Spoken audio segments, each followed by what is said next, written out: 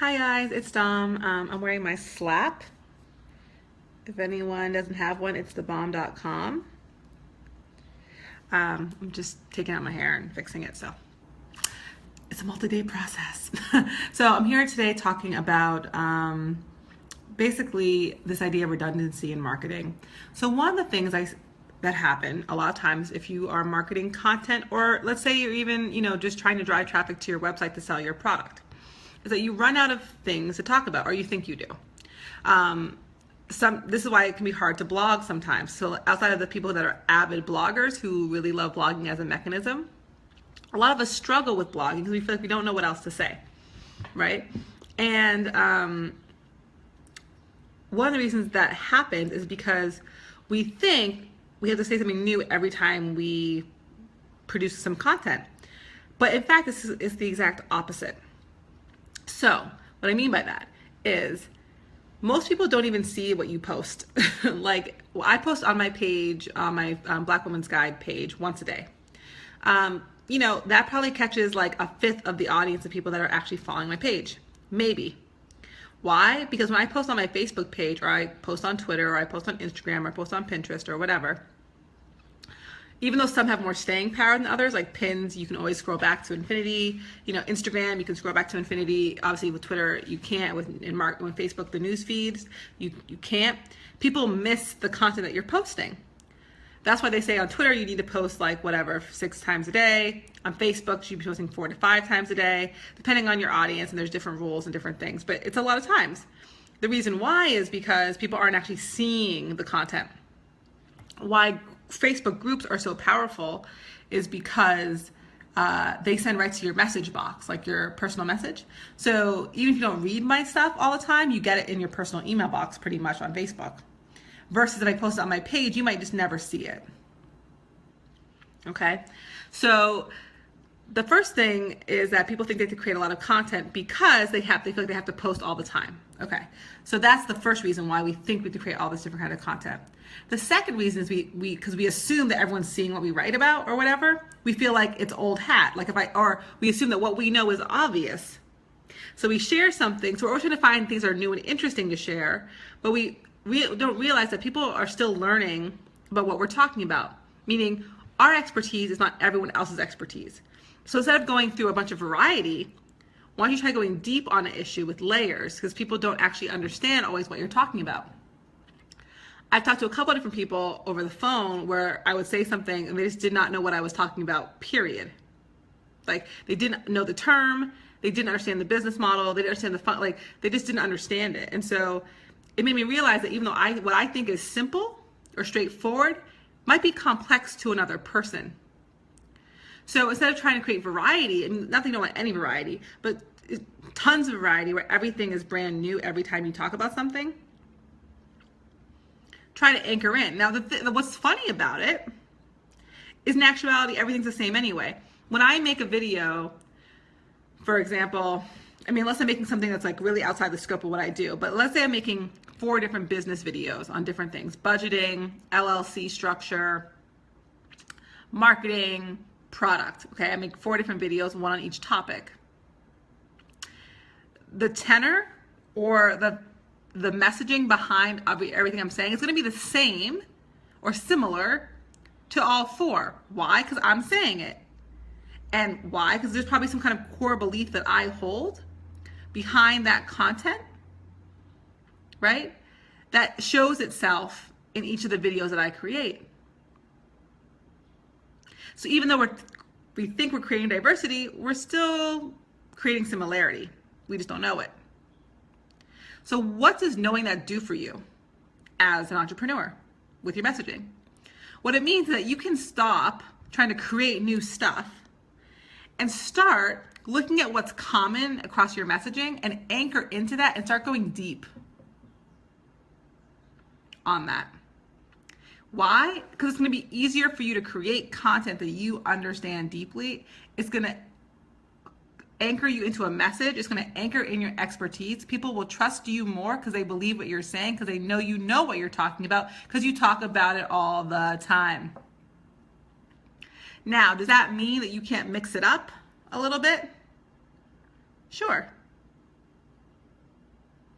right? Like maybe I'll start not just doing them. I just do these live Facebook Lives at the table. Also doing a presentation. Maybe I'll try doing them in somewhere, a different venue space or whatever to mix it up. You can do that stuff. Or maybe I have a special thing going on where I want to showcase somebody else or show something on my computer. So I can do that too, right? So I can start doing some of that. That's fine. But but instead of making that the rule, I make that the exception because it allows me to generate more content that's on message when I stick to a simple script. And then when I do create other things, I can put more thought and time and energy into making high quality content that's an add-on on top of the standard stuff that I create. So you might be used to seeing me like this, right? And then one day, every couple of weeks, I do something else. And it just adds some differentiation and some, spunk to my stuff. So you get this feeling of, I know her, I know what she's talking about, I know what she does, I know what she's like. And I get to learn a little bit more about it. So it's like tried and true, it becomes trusted.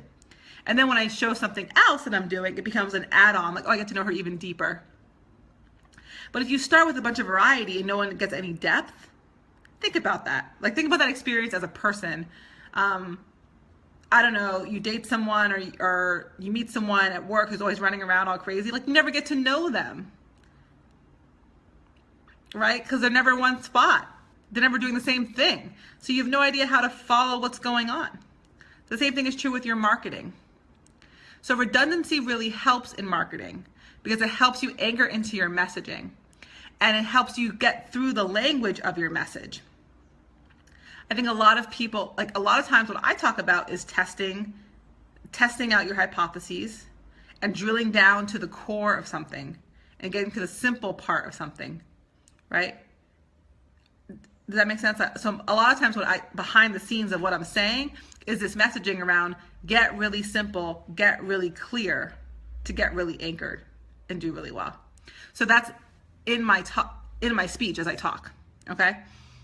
So redundancy helps because I'm repeating that message over and over and over again in all these various different settings. And it makes my messaging really easy because I'm not trying to message you with 85 things. Now, the way in which I teach how do you get anchored, how do you get simple, how do you get clear, is through the execution of building a business. Someone else might say it's in the execution of getting healthy. Or someone else might say it's in the execution of building great relationships.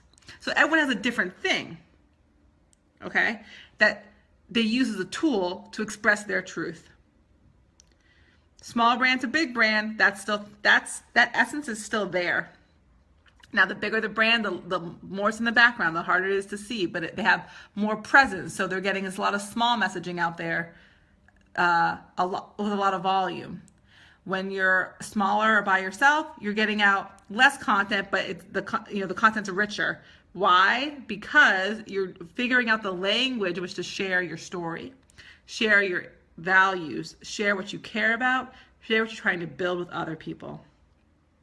So if you're struggling with creating content, look at what you've written in the past, find the common themes within a couple of different posts or different things, and try to anchor into that and try to talk more about that versus showing, it's cool if your thing is like cool tips and tricks. But I've seen people, for example, maybe their category is like health and wellness.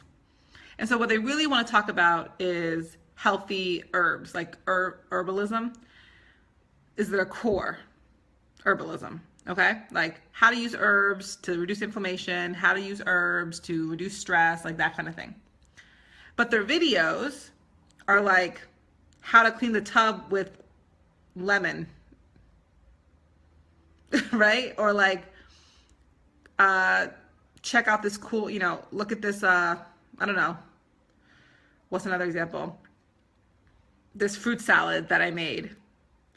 Or, this, whatever. What's another example? Something like that's healthy, that's like a raw, I don't know, banana bread, right? And so you're like, okay, cool, I get that, because within this idea of herbalism, there's this idea of holistic living.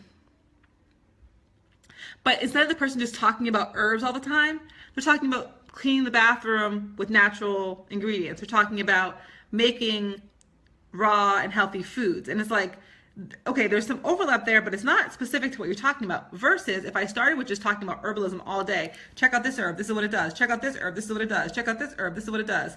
Right? And then as I build an audience and I build a foundation in herbalism, I can then grow into a healthy living conversation. I can grow my audience to move into, okay, now we're going to go from herbs to food. Now we're going to go to food to household items. So I take them on a path with me. Otherwise, I'm just doing this, like, and so they're like, okay, cool, I get it. You teach a bunch of stuff about holistic living, but what do I go to you for? The same thing would be true if it was reverse, right? Like, what if someone just taught cleaning, how, like clean living techniques? So how to clean your tub with like baking soda and lemon, how to kill fruit flies using cayenne pepper, how to blah, blah, right? If they were doing that stuff, and all of a sudden they were like, that's household living. Now they're like, let's talk about how to dehydrate pears. You'd be like, what? Right? Like, okay, cool. But like, what? I thought you taught me how to like clean my house and keep the products of my house really clean if I have kids or whatever. So again, start in the beginning. Look at what you've done and find the thing that's core within all of them and start to create content around that core idea that's more anchored to the thing that you most do. Redundancy really helps. It helps people get to know you, understand your perspective, and trust you. Without it, you lose trust, you lose rapport, and you lose business. So that's my tip of the day. I don't know, I just did a tip of the day. Who knows? I only usually do one a week, but I thought I would share that. I've done some videos where they're like off the top of my head, like, hey, here's a thought I had that I want to share with you all. That's cool. But I'm also trying to make sure I'm adding some value in terms of educational content for you guys. And I think the redundancy issue is really important because I find that a lot of people are struggling with creating content and they're going off message in this need to kind of create. And there's a whole different method and madness to creating content in the right way. But for now, let's anchor in on redundancy and getting anchored in your core messaging that can be expressed in every piece of content that you do in the beginning of your business. So if you have any questions or comments, put them below. Hope that really helps and enjoy your Thursday, guys. Okay.